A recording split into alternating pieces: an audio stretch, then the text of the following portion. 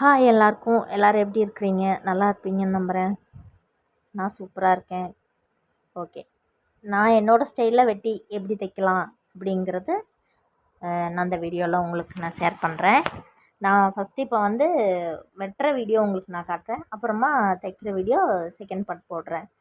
இப்போ பார்த்திங்கன்னா back side folding side நம்மளை பார்த்துருக்கணும். ஆப்போசிட் சைடு பார்த்திங்கன்னா ஓப்பன் சைடு இருக்கணும். இப்போ பேக் தட்டு ஜாயிண்டு அந்த இது இருக்குது பாருங்கள், மேலே ஜாயின் பண்ணியிருக்கோம்ல ஃப்ரண்ட் தட்டு பேக் தட்டு, அதையும் அந்த இதையும் டாட் பிடிச்சதையும் பிடிச்சி அளவுக்கு எடுத்தது தையலுக்கு அப்படின்னு சொல்லிட்டு மார்க் பண்ணிக்கிறோம். மார்க் பண்ணிவிட்டு பீஸ் இப்படி நேராக போட்டுக்கணும்.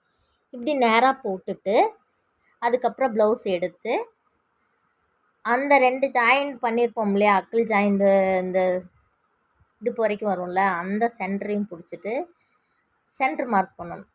நான் பண்ணுறேன் பாருங்கள். அது மாதிரி அந்த பக்கம் ஒரு மார்க்கு, இந்த பக்கம் உள்ள ஒரு மார்க், வெளியே ஒரு மார்க். அதே மாதிரி ஷோல்ட்ரு ஜாயின் டு ஜாயிண்ட் இந்த மாதிரி போட்டுக்கணும். போட்டுட்டு இந்த பக்கம் ஒரு மார்க்கு, உள்ள ஒரு மார்க், வெளியே ஒரு மார்க். அவ்வளோதான். அப்புறம் அதை எடுத்து இப்போ நான் போடுற மாதிரி போட்டுக்கோங்க.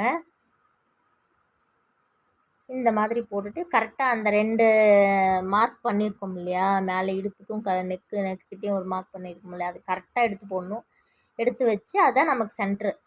அதுக்கு சொல்கிறேன், அதான் நமக்கு சென்ட்ரு. அந்த பக்கம் இந்த பாருங்கள், இந்த மாதிரி நல்லா ஷோல்டரெல்லாம் கரெக்டாக எடுத்து எந்த ஒரு இதுவும் இல்லாமல், சுருக்கம் இல்லாமல் மடங்கியிருக்கா என்ன ஏதுன்னு பார்த்துட்டு அந்த இடத்துல ஒரு மார்க்கு, அந்த அந்த லாஸ்ட்டு அந்த பக்கம் கொஞ்சம் தள்ளி ஒரு 2 இன்ச் தள்ளி ஒரு மார்க்கு. அது எதுக்குன்னா நம்ம சென்ட்ரு பேக்கில் நம்ம டாட் பிடிப்போம் இல்லையா, அதுக்கு. அதுக்கப்புறம் பார்த்திங்கன்னா நான் ஹார்ம் கோல் பார்த்து எப்படி வரைகிறேன்னு பார்த்துக்கோங்க. ஷோல்டருக்கு இதுக்கு ஒரு டாட் போட்டுக்கிறேன். அதுக்கப்புறம் நெக்குக்கு கொஞ்சம் தையலுக்கு விட்டு மார்க் பண்ணிக்கிறேன். பண்ணிவிட்டு அந்த ஷோல்டரை கரெக்டாக எடுத்து வச்சு நம்ம கரெக்டாக தான் வச்சுருக்கோமான்னு பார்த்துட்டு இந்த மாதிரி எடுத்து அளவாக அப்படியே மார்க் பண்ணிட்டு வரணும். அந்த தையல் அளவு மார்க் பண்ணிட்டு வந்தால் அந்த ஜாயின் கரெக்டாக வந்துடுதா. அதுக்கப்புறம் பார்த்திங்கன்னா தைக்கிற அளவுக்கு நான் மறுபடியும் உங்களுக்கு ஒரு மார்க் போடுறேன் பாருங்கள்.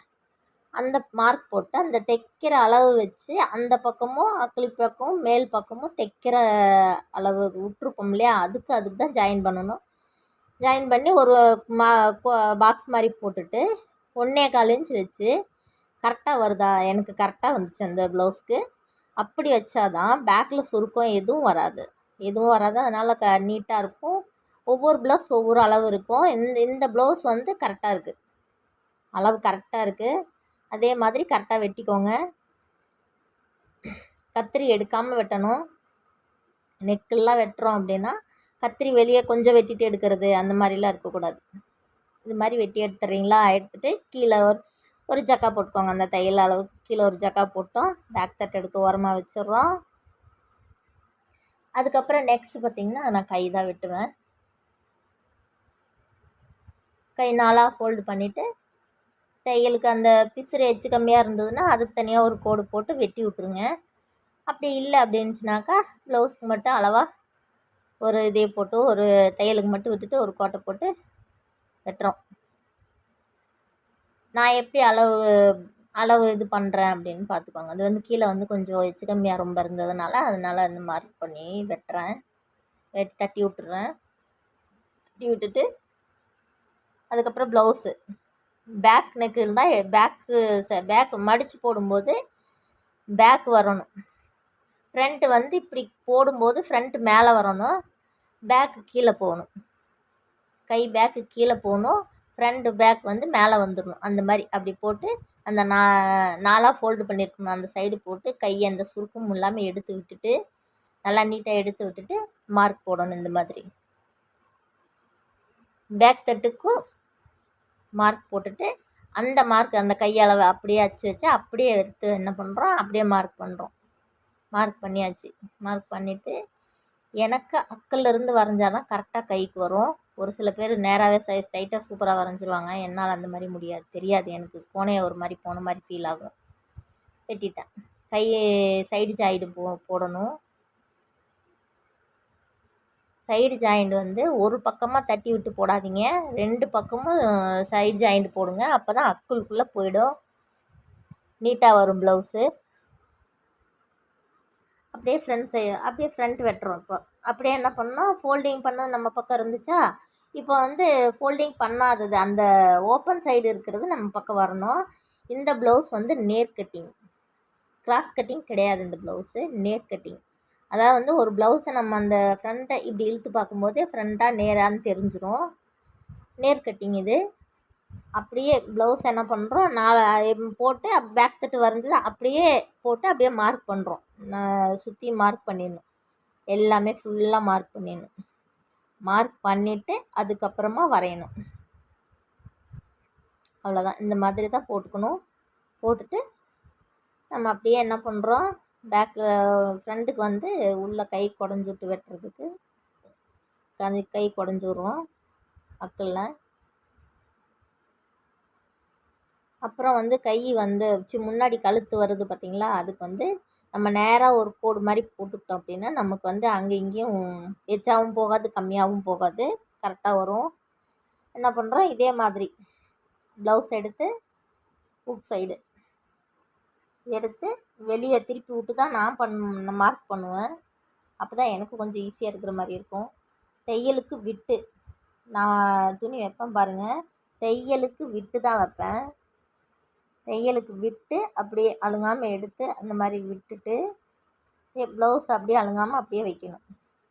வச்சு அப்படின்னா அந்த ஃப்ரண்ட்டு வந்து கரெக்டாக வந்துடும்.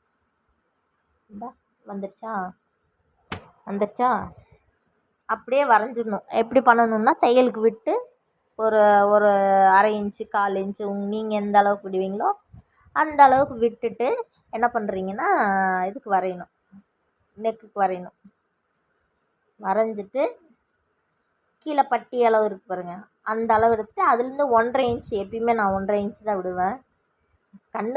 இது வச்சு தான் பண்ணுவேன் நான். அப்புறம் என்ன பண்ணுறேன், இது டாட்டுக்காக மார்க் பண்ணுறேன். கீழே இறக்கும் பிடிச்சி மார்க் பண்ணிவிட்டு மறுபடியும் அந்த சைடு பார்த்திங்கன்னா அக்கிள் சைடு என்றைக்குமே அந்த 1/2 இன்ச்சு 2 இன்ச்சு விடுறோம் இல்லையா, அதுலேருந்து தான் வைக்கணும். பார்த்திங்களா, அந்த 1/2 இன்ச்சு விடுறீங்கல்ல, 1/2 இன்ச்சு அதுக்கு நேராக ஸ்ட்ரைட்டாக வைக்கலாம், இன்னும் கொஞ்சம் கூட க்ராஸாக எடுத்து வைக்கலாம். ஏன்னு கேட்டிங்கன்னா, நேராக வச்சிட்டோம்னா அந்த அந்த நெக்கு வளைவு வந்து கரெக்டாக வராது. இது எவ்வளோன்னா, நான் எப்பயுமே எல்லா ப்ளவுஸுக்குமே 3 இன்ச்சு தான் வைப்பேன். இப்போ வந்து பார்த்திங்கன்னா அந்த ப்ளவுஸ்க்கு வந்து அகலம் எந்த அளவுக்கு டாட் பிடிச்சிருக்காங்க, பெரிய டாட்டோடைய அளவு பார்த்திங்கன்னா 1/2 இன்ச்சு தான். எடுத்து பார்த்தாலே தெரிஞ்சிருச்சு 1/2 இன்ச்சு. அதே மாதிரி நெக்கு வந்து கொஞ்சம் ஒரு மாதிரி வந்த மாதிரி இருந்தது, அதை கொஞ்சம் கரெக்ட் பண்ணி போட்டுக்கிட்டேன். அவ்வளோதான், முடிஞ்சுது. என்ன பண்ணுறோம், வெட்டிடுறோம். முடிஞ்சது, வெட்டியாச்சு. ஃப்ரண்ட்டு முடிஞ்சு. ஃப்ரண்ட்டு வெட்டிட்டு அந்த 3 இன்ச்சு அகலம் வச்சோம் பார்த்திங்களா, பெரிய டாட்டு கீழே வரும் இல்லையா, பெரிய டாட்டு, அதுக்கு வந்து 3 இன்ச்சு மார்க் பண்ணோம்ல, அந்த மார்க்குக்கு வந்து அளவாக 2ஐயும் மடித்து வச்சு ஜக்கா போட்டுக்கோங்க. ஜக்கா போட்டோம் அப்படின்னா நமக்கு அடையாளம் தெரியும், 3 இன்ச்சுக்கு அடையாளம் தெரியும். இப்போ நான் அந்த இது ஜக்கா போடுறேன் பாருங்கள், அந்த மாதிரி ஜக்கா போட்டுக்கோங்க. அவ்வளோதான், ஜக்கா போட்டாச்சா, முடிஞ்சுதா, வெட்டியாச்சு. நான் எப்போவுமே என்ன பண்ணுவேன்னா, பேக்கு ஃப்ரண்ட்டு கை அவ்வளோதான் வெட்டுவேன். அதுக்கு மேலே நான் வெட்ட மாட்டேன். இப்போ நான் வந்து வெறும் கட்டிங் வீடியோ மட்டும்தான் போட்டிருக்கேன். எப்படி உங்களுக்கு இதை வெட்டி பார்த்துட்டு எப்படின்னு பார்த்துட்டு உங்களுக்கு புரிஞ்சுதா இல்லையா எப்படின்னு சொல்லிவிட்டு எனக்கு மெசேஜ் பண்ணுங்கள். வீடியோ பிடிச்சிருந்தா லைக் பண்ணுங்கள், கமெண்ட் பண்ணுங்கள், சப்ஸ்கிரைப் பண்ணுங்கள் ஃப்ரெண்ட்ஸ், சப்போர்ட் பண்ணுங்கள் ஃப்ரெண்ட்ஸ். இந்த வீடியோ இதோட முடியுது. எல்லாருக்கும் பாய். என்னோடய வீடியோ பார்த்த எல்லாருக்கும் ரொம்ப தேங்க்ஸ்.